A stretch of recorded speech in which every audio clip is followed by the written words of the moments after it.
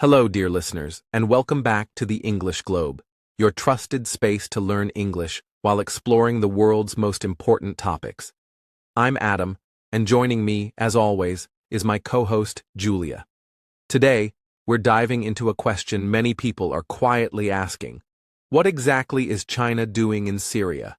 Is it staying silent on purpose, or is it observing from the shadows with a long-term strategy?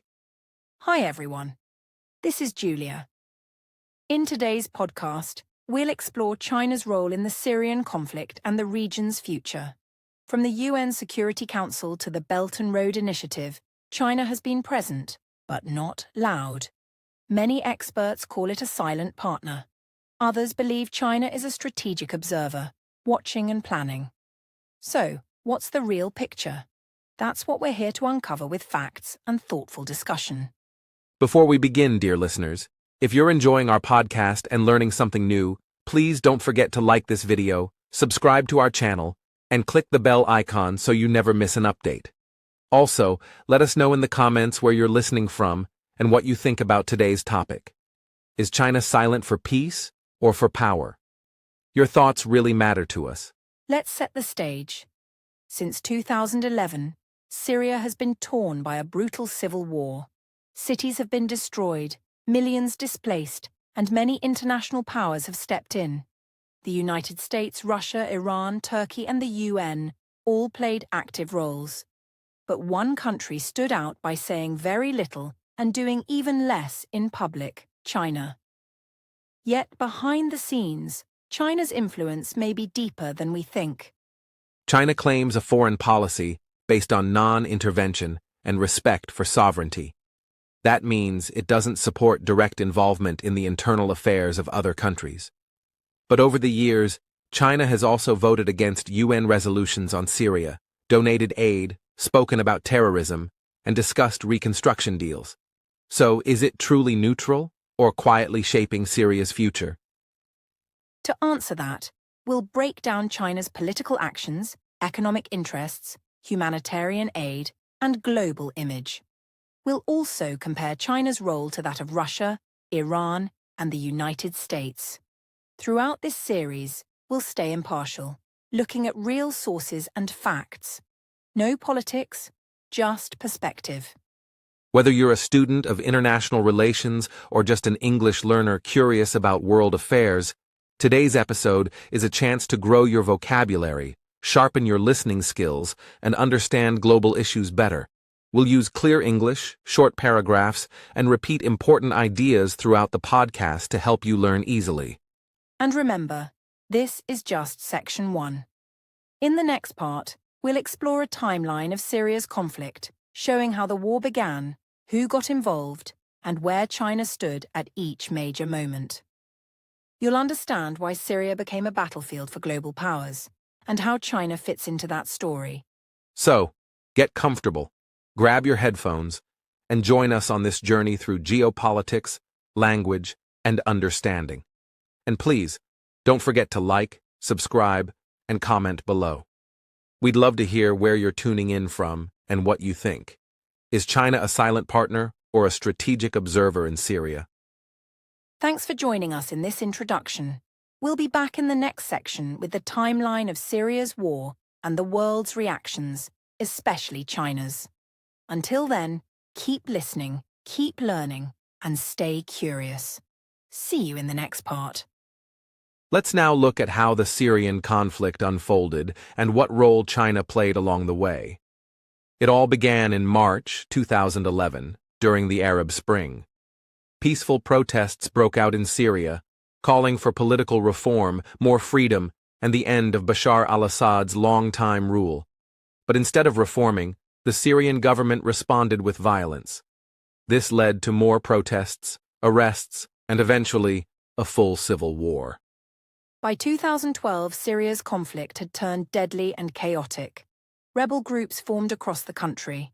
The Free Syrian Army gained territory. Meanwhile, jihadist groups like al-Nusra Front and later ISIS entered the war, adding another layer of danger. Foreign powers began picking sides. Iran and Russia supported Assad.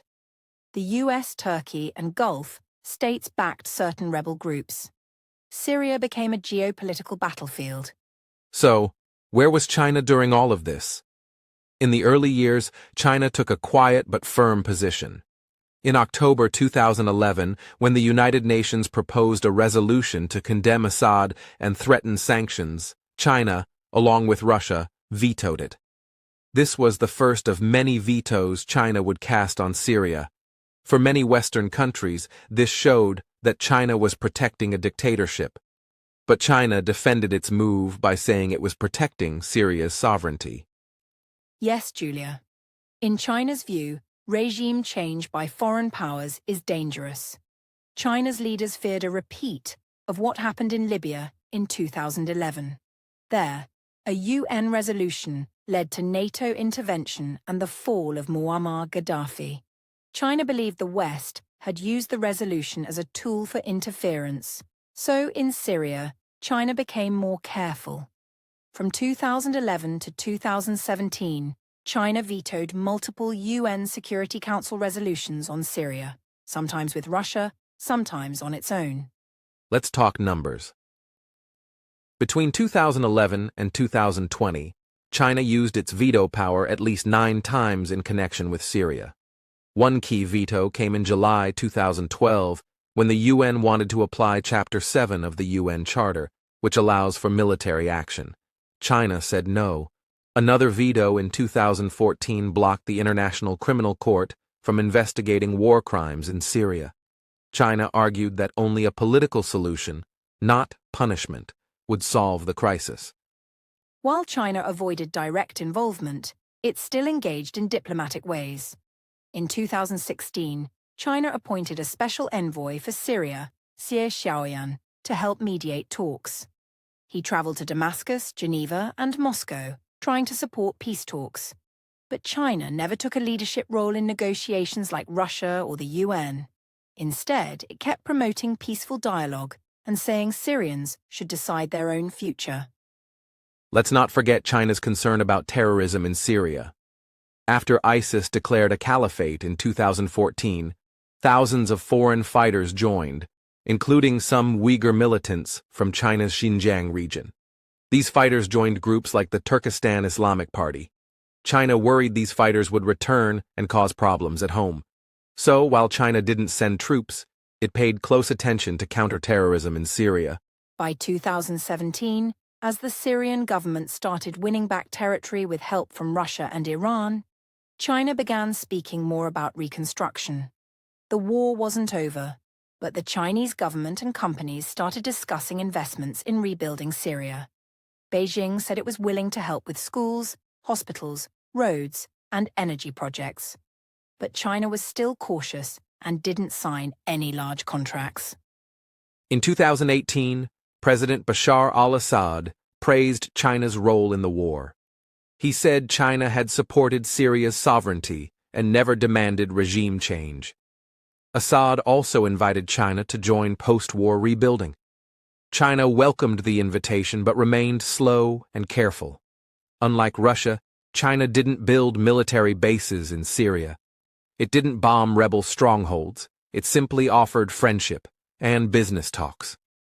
By 2020, with the global outbreak of COVID-19, China sent medical aid to Syria. It delivered masks, testing kits, and even vaccines. China's ambassador in Damascus said the aid showed China's commitment to its friends. The Syrian government thanked China publicly. At the same time, China criticized US sanctions on Syria, calling them harmful and unfair during a global pandemic. In 2021, something very symbolic happened. China reopened its consulate in Damascus. This move was small but meaningful. It showed that China was ready to increase its presence in Syria, not with weapons, but with diplomacy and economic ties. China also started working more closely with Syria in forums like the China-Arab States Cooperation Forum and BRICS discussions. So, to sum up this timeline, from 2011 to today, China has walked a fine line.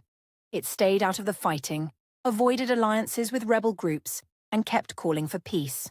But it also vetoed UN resolutions, blocked international actions against Assad, and slowly built economic and diplomatic links.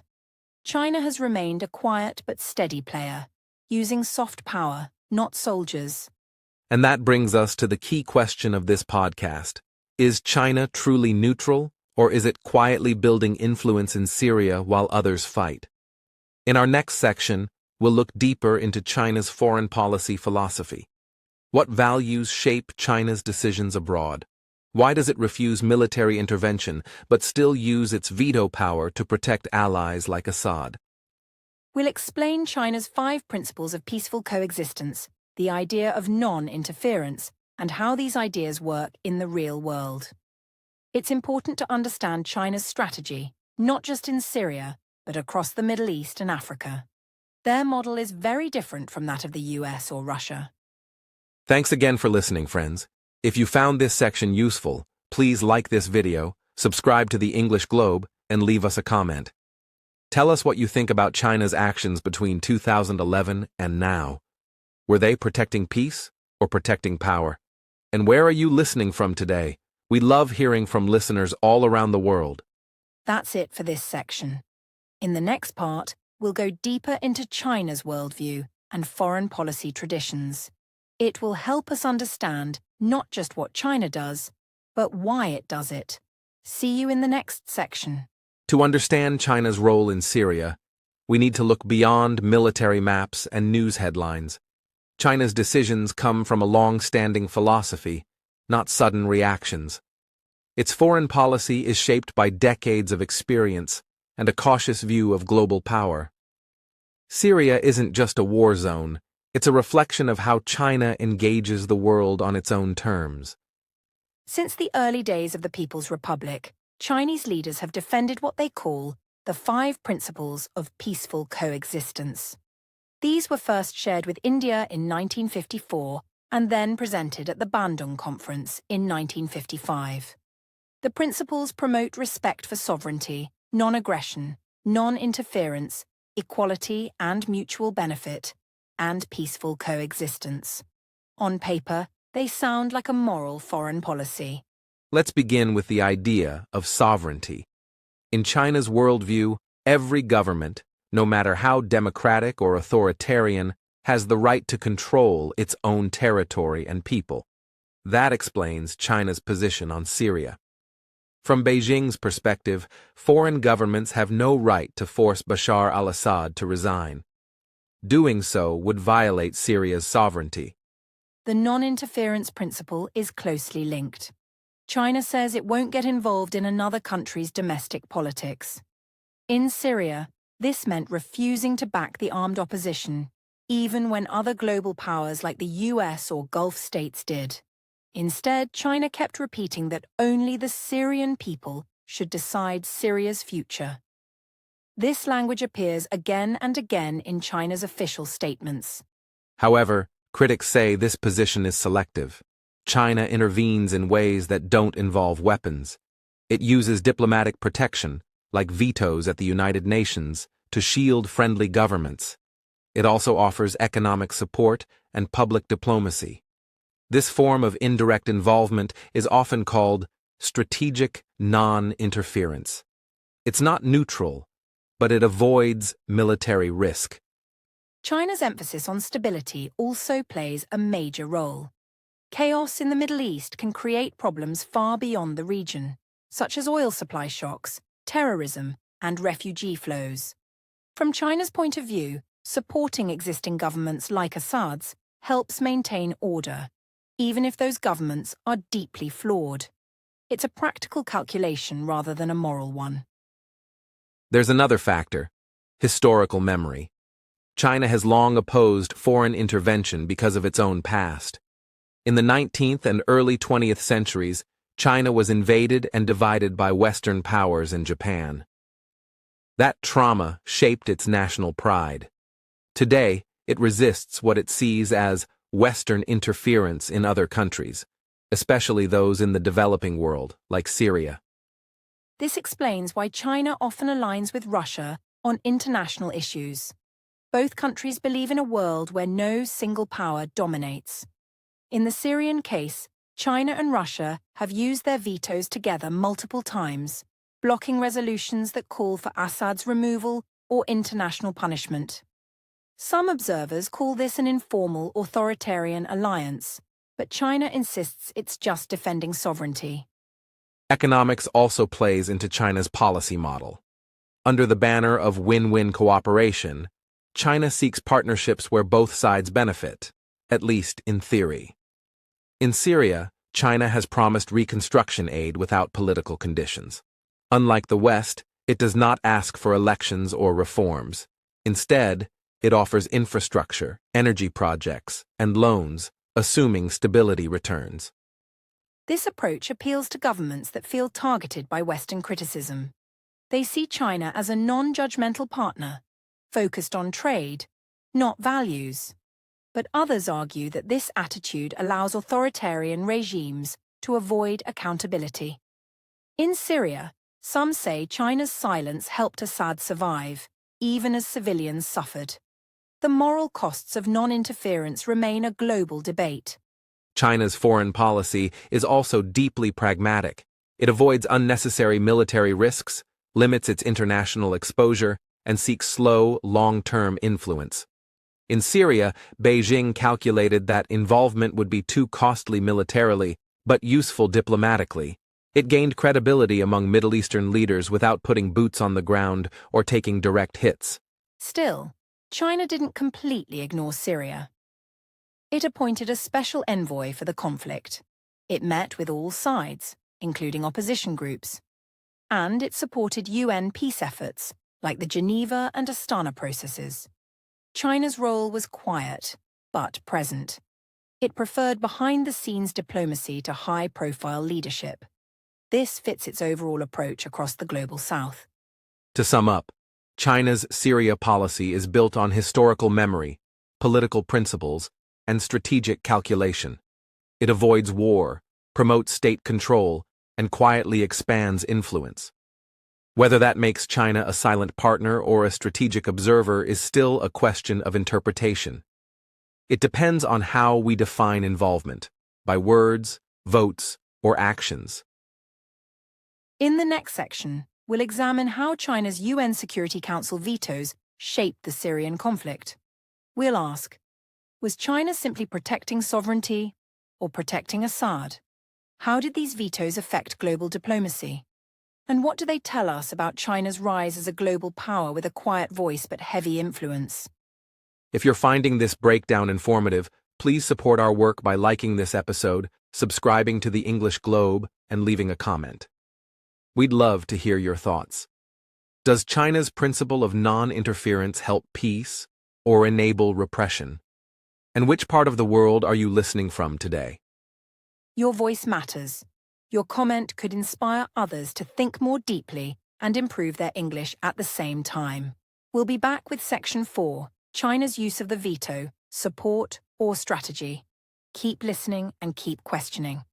Let's now explore one of the most debated parts of China's role in Syria, its use of the veto power at the United Nations Security Council. This is where China's quiet diplomacy becomes highly visible. While it doesn't send troops or hold press conferences, its vetoes have had serious global effects. Critics say these vetoes shield the Assad regime. Supporters say they protect national sovereignty. What's the real story? The United Nations Security Council is the highest decision-making body for global peace and security. It has 5 permanent members: China, Russia, the United States, the United Kingdom, and France. Each of these countries has veto power. If even one of them votes against a resolution, that resolution fails, even if all other countries support it.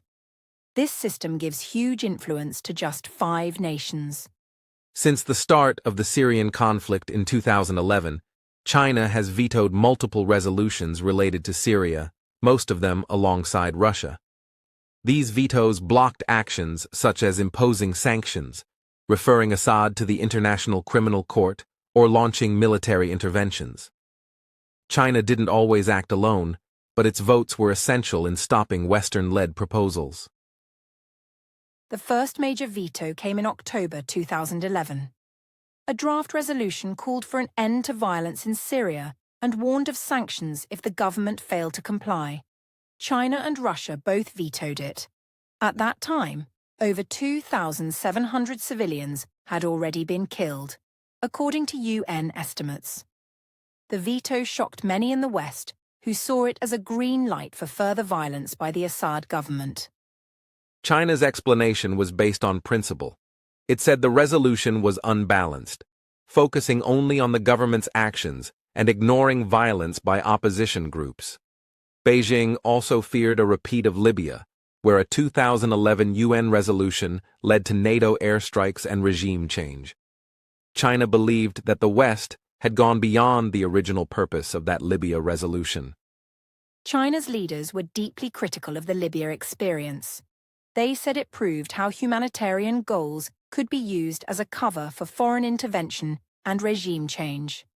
In Syria's case, they feared that approving UN action could once again open the door for military strikes.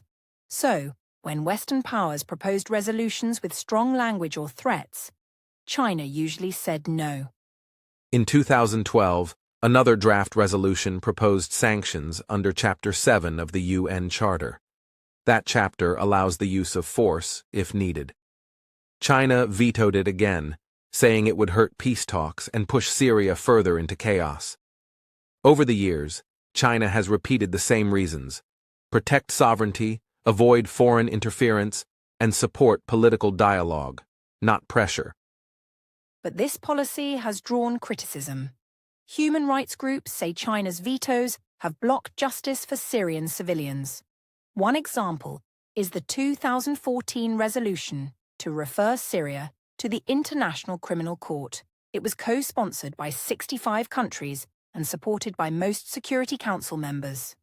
China and Russia both vetoed it. The goal was to investigate war crimes by all sides, not just Assad. But China rejected it. Beijing argued that the resolution would only increase tensions and politicize international justice. But many in the West saw this as a shield for war crimes. They pointed to the use of chemical weapons, torture, and mass civilian deaths in Syria. Critics say China's actions were not about peace, but about protecting an authoritarian government for political reasons. There's also a strategic angle. China and Russia have grown closer in their global diplomacy. Both oppose what they see as US dominance in world affairs. Their joint vetoes are often seen as part of a broader effort to reshape global power dynamics. In Syria, this means blocking Western influence while supporting state sovereignty, even when the state uses brutal force. Some analysts argue that China's vetoes are part of a long game. China wants to be seen as a reliable partner to other authoritarian or semi-authoritarian regimes. By showing that it won't abandon its allies under Western pressure, China builds strategic trust. Syria may be just one example of a bigger pattern across Africa, Latin America, and Asia. On the other hand, China has also abstained from some resolutions instead of vetoing them. This shows a more flexible side. For example, in 2015, China did not veto a resolution allowing humanitarian aid deliveries to Syria without government approval. It seems that when proposals are narrow, clearly humanitarian, and non-political, China is willing to cooperate. So, is China's veto power a tool for justice or just politics? That depends on perspective. China says it wants a political solution led by Syrians. It opposes military pressure and external interference. But its actions have clearly benefited the Assad regime by preventing global punishment or legal consequences. Even without taking sides openly, China has influenced the conflict deeply. There's another consequence. China's vetoes have weakened the UN's credibility. Each time the Security Council fails to act, public trust in international institutions suffers.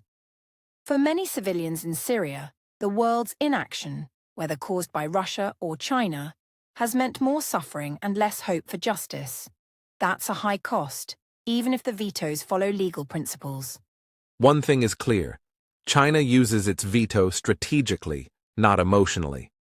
It weighs risks, protects its global image, and aligns its votes with long-term goals. Syria may not be central to China's foreign policy, but the conflict gives China a platform to test and show its vision of world order, one where sovereignty matters more than humanitarian pressure. In the next section, we'll explore China's economic interests in Syria, including future reconstruction and the Belt and Road Initiative. We'll ask, is China waiting for peace to step in with investments? And could Syria become a small but important part of China's global trade routes? Before we move on, if you're learning from this podcast, remember to like this episode, subscribe to the English Globe, and share your thoughts in the comments. We'd love to hear your opinion. Are China's vetoes fair protection of sovereignty, or a quiet support for authoritarianism? And let us know which part of the world you're listening from. Thanks for staying with us through this deep dive into the UN vetoes. The Syrian conflict is complex, and China's role is often hidden in quiet votes and cautious words. But as we've seen, those quiet actions can have loud consequences. Let's keep exploring together. Now that we've examined China's diplomatic and political influence in Syria, we need to look at something just as important: the economy. China's global power isn't built only on military strength or diplomacy. It's also built on trade, investment, and infrastructure. In Syria, China is positioning itself for a future where war ends and rebuilding begins. And that's where the Belt and Road Initiative, or BRI, comes in. The Belt and Road Initiative is China's flagship foreign policy project.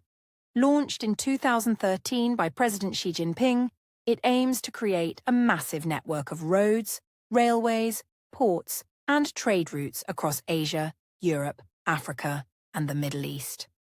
China wants to revive the ancient Silk Road, this time with highways, pipelines, and digital cables. It's about expanding markets, gaining allies, and securing long-term economic influence. Syria may not seem like a key part of this plan at first glance. After all, it's been torn apart by more than a decade of war. Its economy has collapsed. Its infrastructure is ruined.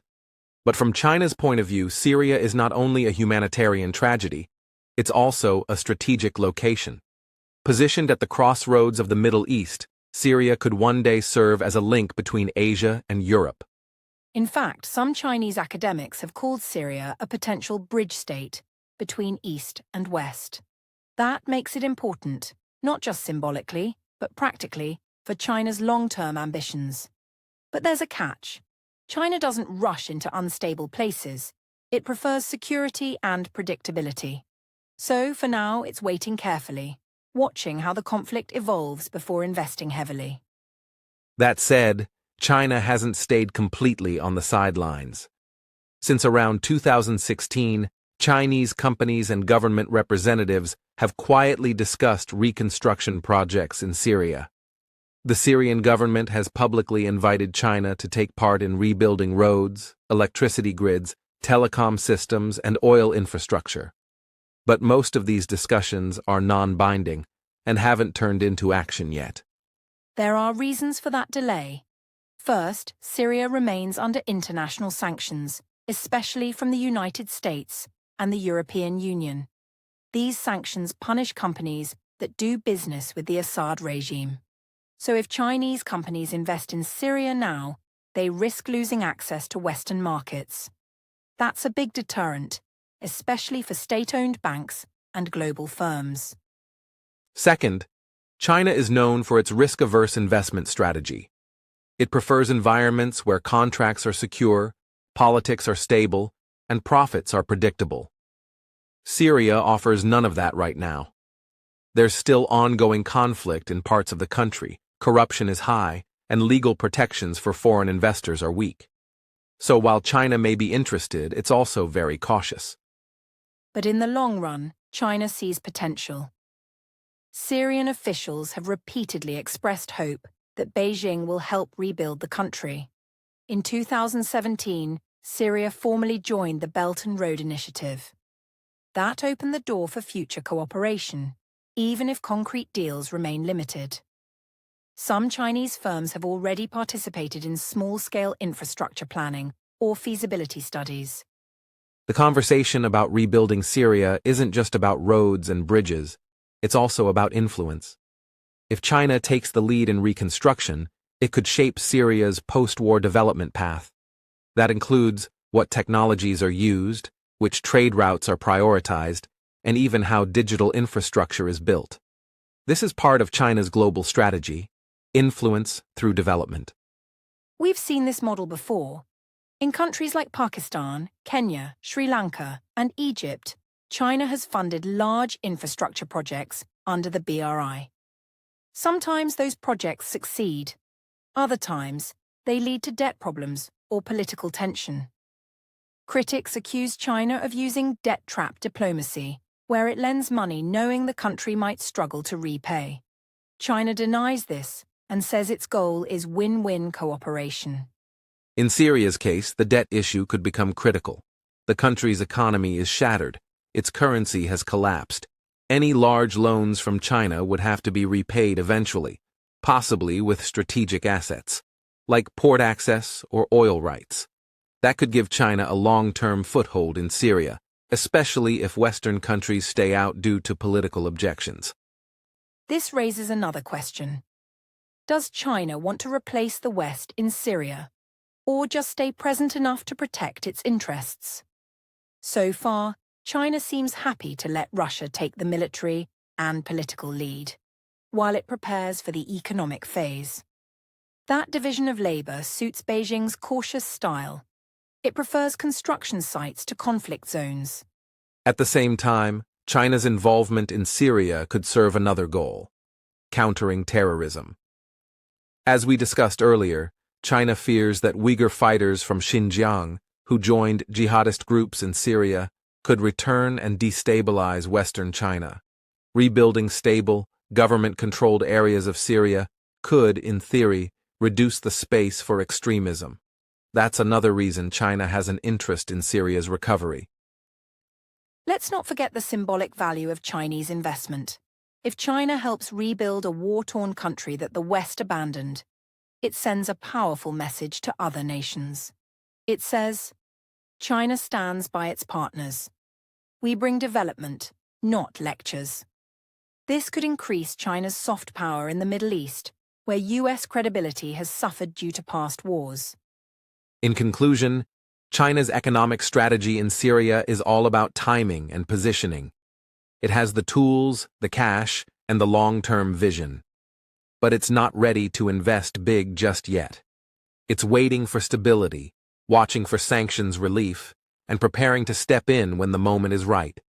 And when it does, it may do so quietly, but decisively. In our next section, we'll look at whether China has played any military or security role in Syria.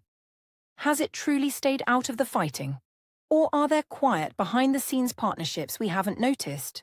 We'll explore the facts, rumors, and possibilities, and what they mean for China's broader security ambitions. So far, we've seen that China's presence in Syria is diplomatic and economic, but not openly military. Unlike Russia, Iran, or the United States, China has never launched airstrikes in Syria or deployed soldiers to support Assad's regime. But does that mean China is completely uninvolved in security matters? Or are there quieter, less visible ties at work? Officially, China maintains a strict policy of non-intervention in military conflicts abroad. It doesn't join foreign wars, and it avoids forming military alliances. But Syria presents a unique case, because China sees it as both a diplomatic concern and a security threat, especially due to the presence of Uyghur militants from China's Xinjiang region. That's a key point. According to various intelligence reports and think tanks, thousands of Uyghur fighters, mostly from Western China, traveled to Syria over the past decade. Many joined extremist groups like the Turkestan Islamic Party, TIP, which fought against Assad's forces in places like Idlib. China fears that after the war, these fighters could return and bring extremism back home. As a result, China has treated the Syrian conflict as part of its counterterrorism policy. Although Beijing hasn't joined the war directly, It has called for stronger international cooperation against terrorist groups in Syria. In 2017, China's foreign ministry declared that fighting terrorism in Syria served not only Syria's interests, but also China's own national security. Some reports suggest that Chinese military advisors or security personnel may have visited Syria in recent years. These are unconfirmed, but several Middle Eastern news outlets have discussed quiet meetings between Chinese and Syrian defense officials. These meetings reportedly focused on counterterrorism training, intelligence sharing, and technical support.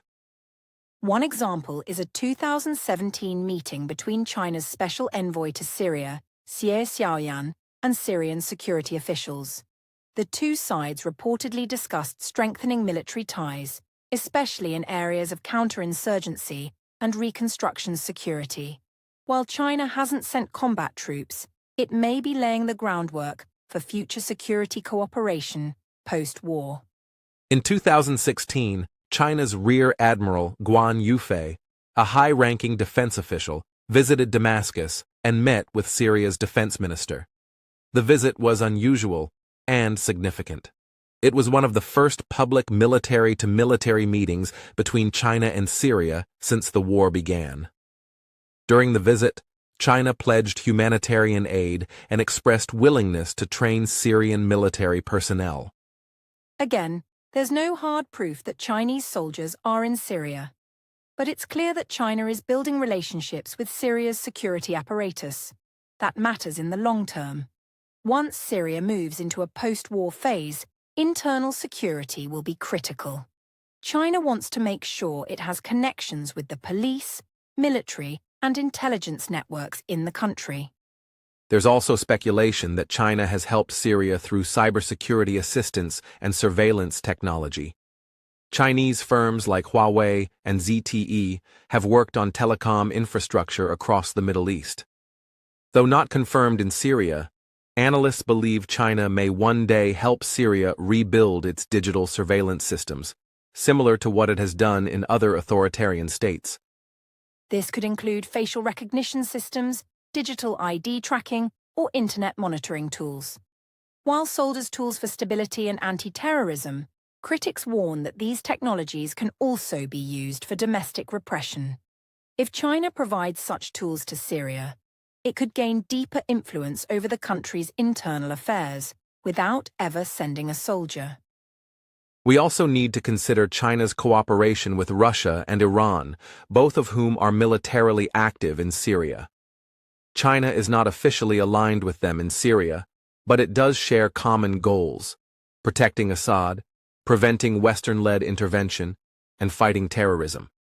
That's why Chinese diplomats often support Russian positions in UN talks and peace negotiations. China has also participated in multilateral security exercises in the region.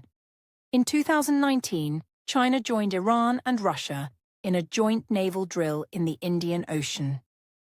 Though not directly related to Syria, it showed growing cooperation between these three states. Military exercises like these strengthen trust and show that China is slowly becoming more comfortable projecting power beyond its borders. However, China still has limits. It doesn't want to repeat the U.S. experience of getting stuck in foreign wars. Military adventures are expensive, unpredictable, and politically risky. That's why China avoids military entanglements and prefers non-lethal influence, such as arms sales, training programs, and diplomatic protection at the UN. Speaking of arms sales, it's worth noting that China has sold weapons to the Middle East for decades. Countries like Iraq, Iran, and Egypt have bought Chinese-made drones, missiles, and surveillance gear. But when it comes to Syria, the data is unclear. Official arms transfer databases don't show large Chinese arms exports to Assad during the war, but smaller covert sales remain a possibility. In fact, some analysts believe that proxy weapons flows, through Iran or other third parties, may have delivered Chinese arms into Syria. However, without official records, this remains speculative. What's clear is that China wants to avoid the image of being a military actor in Syria, even if it's slowly building security ties behind the curtain. Another important angle is peacekeeping. China has increased its global peacekeeping role in recent years. In places like South Sudan, Mali, and Lebanon, Chinese troops wear blue helmets under the United Nations. Though not deployed in Syria, China has said it would support future UN peacekeeping missions in the region if the war ends and a peace deal is reached. So, to answer today's question, has China stayed out of Syria's war militarily? Yes, officially. There are no Chinese combat troops or airstrikes, but has China stayed completely out of Syria's security sphere? Probably not. It's slowly expanding relationships with the Syrian military, exploring counterterrorism cooperation, and preparing for future post-war roles. China's military footprint may be light, but its influence is multidimensional. It blends diplomacy, economics, and security in a way that allows Beijing to stay present without becoming a target. This careful balancing act shows how China plays the long game, using indirect methods to gain strategic depth. In our next section, we'll shift focus to something often overlooked: humanitarian aid and public diplomacy. Has China helped Syria's people in meaningful ways? How does Beijing balance its support for the Assad government with its image as a responsible global power? We'll examine the facts and figures behind China's soft power in Syria. If this analysis helped deepen your understanding, please take a second to like this video, subscribe to the English Globe, and tell us what you think in the comments. Is China's military role truly neutral or quietly strategic? And from which country are you listening today? Your feedback keeps our global classroom growing. China's role in Syria is often discussed in terms of diplomacy, vetoes, or long-term economic ambitions. But there's another aspect that deserves careful attention: humanitarian aid and soft power. While Beijing has avoided military engagement, it has tried to show that it cares about the suffering of civilians and that it is a responsible global actor. But how much of that effort is real, and how much is for image building? Let's start with the basics. Since the beginning of the Syrian crisis in 2011, millions of Syrians have been displaced, both inside the country and across borders. According to the UN, over 6.8 million Syrians are internally displaced, and 5.5 million are registered as refugees in neighboring countries. These are staggering numbers. The humanitarian situation is one of the worst in the modern world. In this context, China has provided a modest level of aid, mostly through official development assistance, ODA, food packages, medical supplies, and COVID-19 relief. The Chinese government has coordinated most of its aid through organizations like the Syrian Arab Red Crescent, and occasionally through UN agencies such as the World Food Programme and UNICEF. For example, in 2017, China donated $16 million in humanitarian aid to Syria.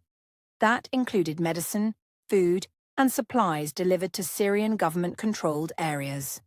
In 2020, at the height of the COVID-19 pandemic, China sent medical teams, ventilators, and testing kits to Damascus.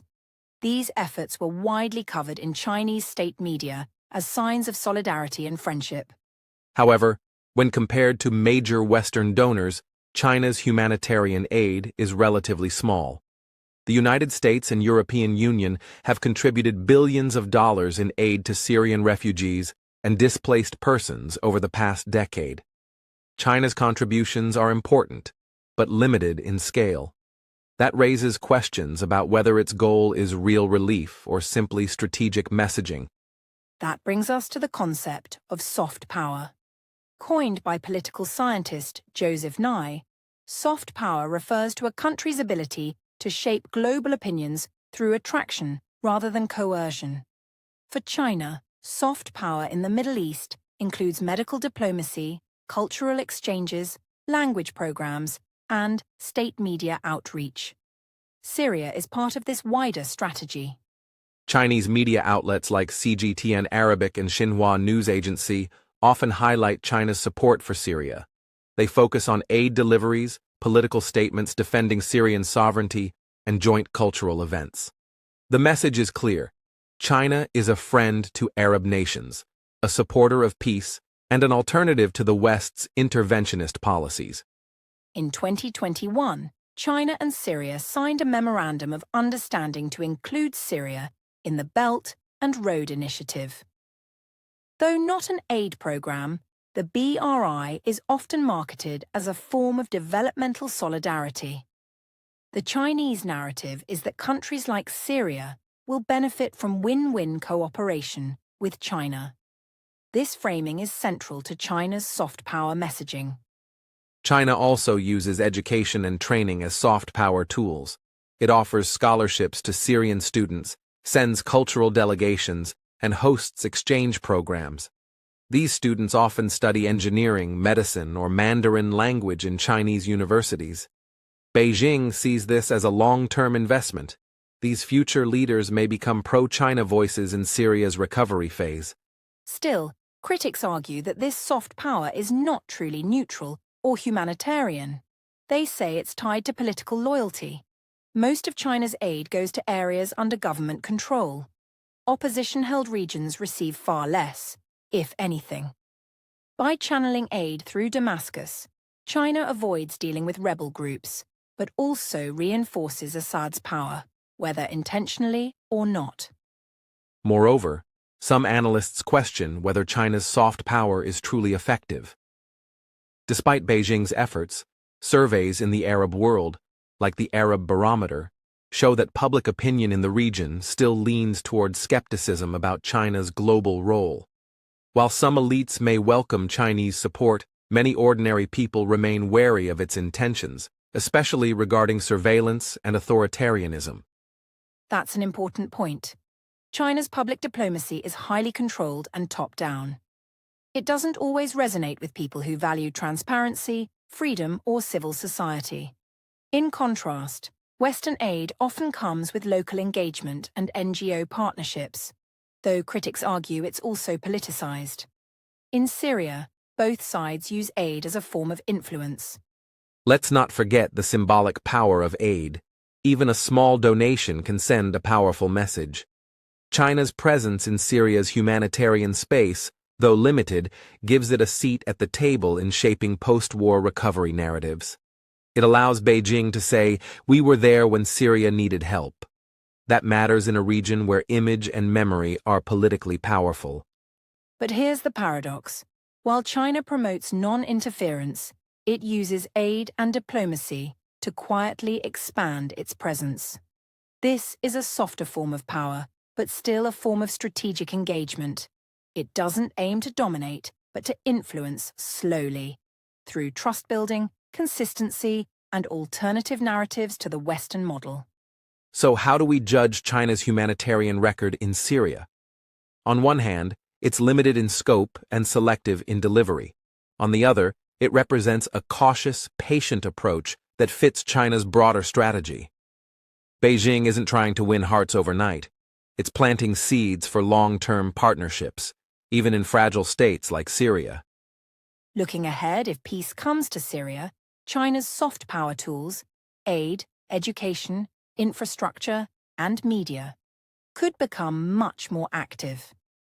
The real test will be whether China can balance its support for governments with genuine care for people on the ground.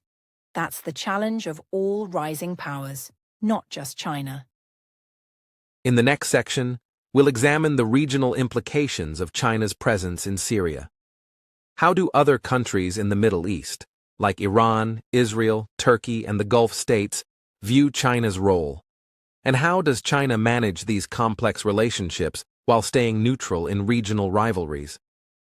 China's growing involvement in Syria cannot be seen in isolation from its broader Middle East diplomacy. The region is one of the most complex and volatile in the world, with competing powers, long-standing rivalries, and shifting alliances. China, as a rising global power, has to navigate this web carefully, balancing relations with multiple countries that often oppose each other. Syria is just one piece of this diplomatic puzzle.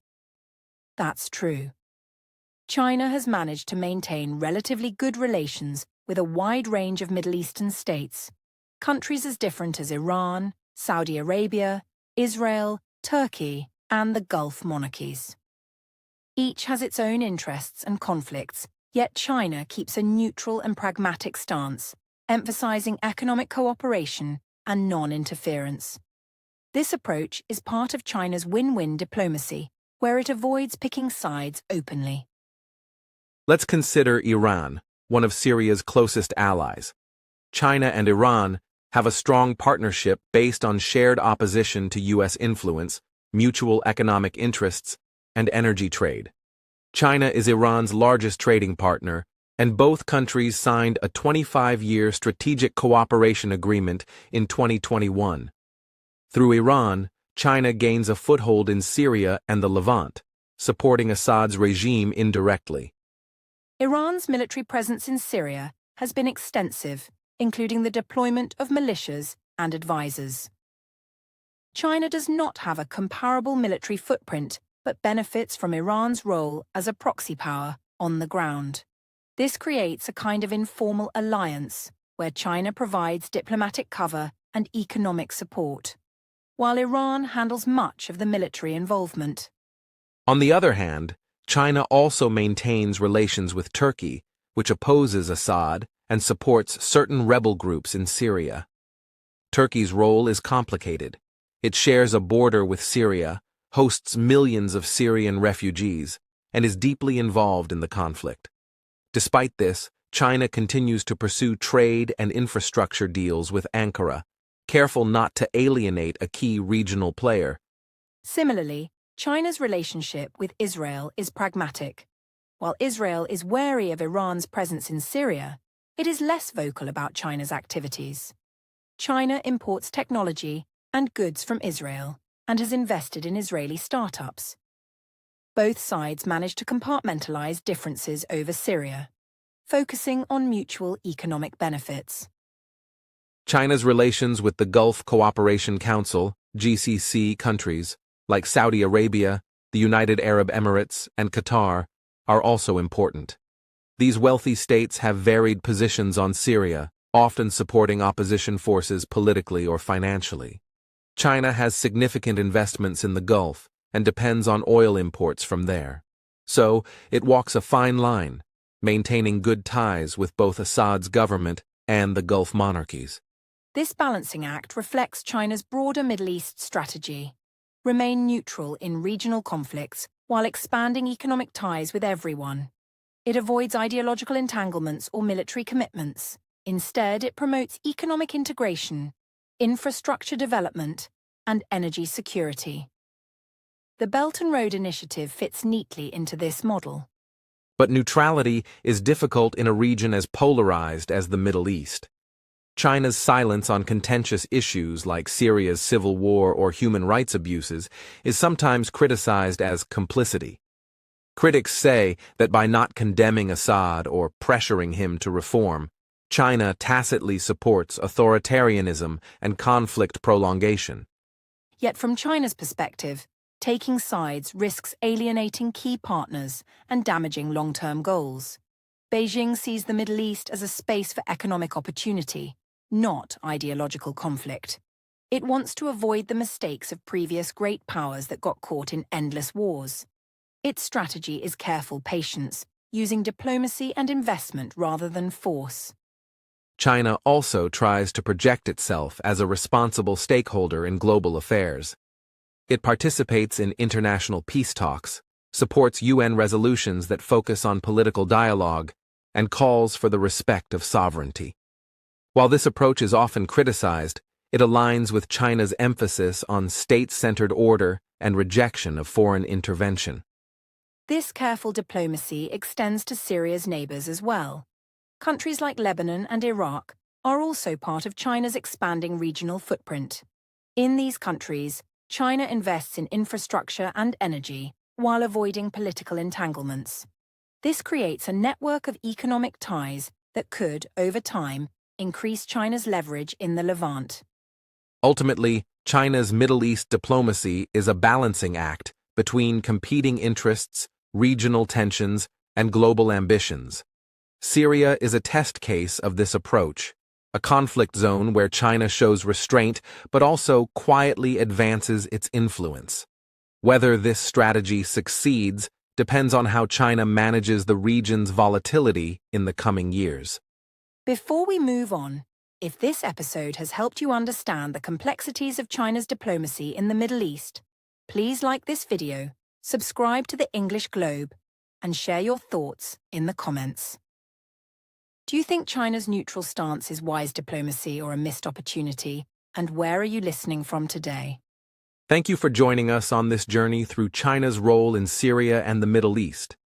Next time, we will explore China's long-term vision for Syria and the global order. Stay tuned for Section 9.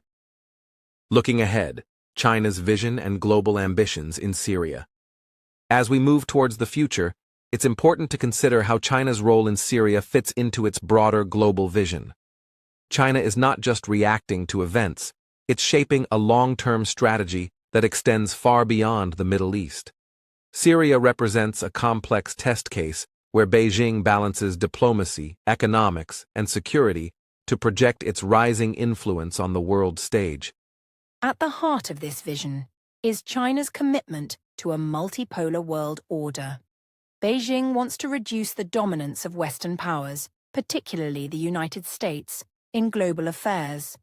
By positioning itself as a defender of state sovereignty and non-interference, China challenges Western-led interventions and promotes an alternative model of international relations, one based on respect for national governments and gradual economic cooperation. Syria offers a unique opportunity for China to demonstrate this model in action. The conflict there has highlighted the limits of Western military intervention and the failures of regime change policies. China's emphasis on political dialogue, reconstruction, and respect for sovereignty appeals to countries wary of foreign interference. By supporting Assad's government diplomatically and economically, China signals that it values stability over chaos. Economically, China sees Syria as a potential node in the Belt and Road Initiative, linking Asia to Europe and Africa through infrastructure and trade networks. Even though the war has devastated Syria, China anticipates that reconstruction will create significant opportunities. Roads, ports, telecommunications, and energy sectors could all benefit from Chinese investment, giving Beijing long-term leverage in the region. China's patient approach means it is willing to wait for the right moment to increase its involvement. It understands that peace and stability are prerequisites for meaningful investment. Meanwhile, its diplomatic support at the United Nations helps maintain Assad's legitimacy, preserving China's position as a key partner in Syria's future. There are also strategic security considerations. China's concerns about extremism, particularly involving Uyghur militants, make Syria's stability a direct interest. By deepening ties with Syrian security forces and possibly providing technology and training, China hopes to contain threats that could spill over into its borders. On the global stage, China's engagement in Syria is part of a broader effort to expand its influence in international institutions and conflict zones. It is increasingly active in peacekeeping, development aid, and diplomatic forums. Syria is one example among many where China seeks to reshape how international problems are addressed, favoring cooperation over confrontation. However, this vision faces challenges. Syria remains unstable, sanctions persist, and the humanitarian crisis is ongoing. China's model of non-interference and slow engagement may frustrate those who want faster change or stronger pressure for human rights. Moreover, balancing relations with diverse Middle Eastern powers complicates China's diplomatic calculus. In addition, as China grows bolder globally, it will face scrutiny over whether its actions reinforce authoritarianism or promote genuine development. The international community will watch closely how China handles Syria's reconstruction and governance, and whether it can maintain a credible role as a responsible power. Looking ahead, Syria could become a showcase for China's new model of global leadership, one that prioritizes sovereignty, economic partnerships, and pragmatic diplomacy. But realizing this vision will require navigating risks, managing complex alliances, and addressing the humanitarian realities on the ground. This concludes our deep dive into China's vision and ambitions in Syria. Next, we will wrap up the series with a comprehensive summary and final reflections on China's role, what it means for Syria, the Middle East, and the evolving global order. As we conclude this 10-part exploration of China's role in Syria, it's clear that Beijing's presence in the Syrian conflict has been strategically quiet, yet diplomatically firm. Unlike the US, Russia, or Iran, China has chosen a path that emphasizes long-term positioning over short-term influence, relying on diplomacy, economics, and selective security cooperation to shape its role without direct involvement in combat. From the very beginning of the Syrian war in 2011, China framed its approach around non-interference, sovereignty, and stability. This meant avoiding entanglement in the battlefield while using diplomatic tools, particularly at the United Nations, to defend the Assad regime from Western pressure and sanctions.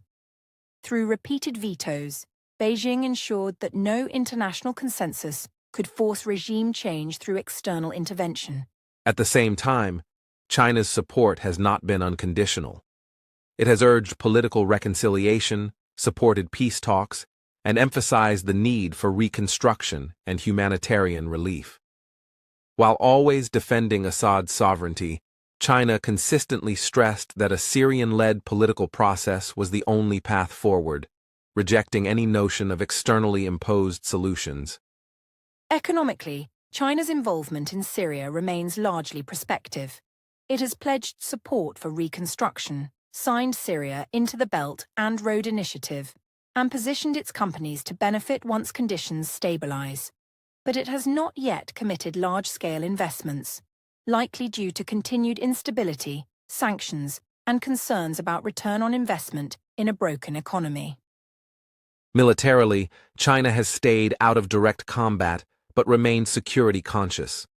It fears the spread of extremism and has tracked the movement of Uyghur fighters involved with jihadist groups in Syria. Intelligence sharing, limited training programs, and defense diplomacy suggest that China is not passive in security matters. It just prefers subtle, indirect engagement over overt military presence. Humanitarian assistance and soft power have played a supporting role in this strategy. Chinese aid, while modest compared to Western donors, is symbolically important. Beijing uses it to signal friendship, counter Western narratives, and promote its vision of development over intervention. State media, scholarships, and cultural outreach help maintain China's visibility without confrontation. In the regional context, China's role in Syria reflects its broader Middle East policy. Engage with all sides, avoid conflict, and offer economic incentives. By maintaining balanced ties with Iran, Israel, Turkey, Saudi Arabia, and others, China avoids getting drawn into sectarian rivalries or military blocs. This allows it to build influence steadily, even in polarized environments. Globally, Syria represents a symbolic frontier in China's ambition to reshape the world order.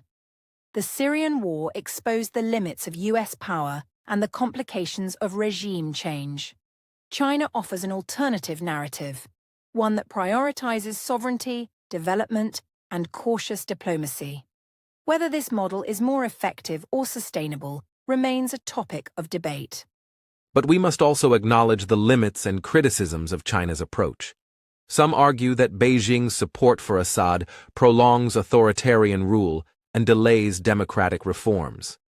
Others say that China's selective humanitarianism serves its strategic interests more than Syria's people.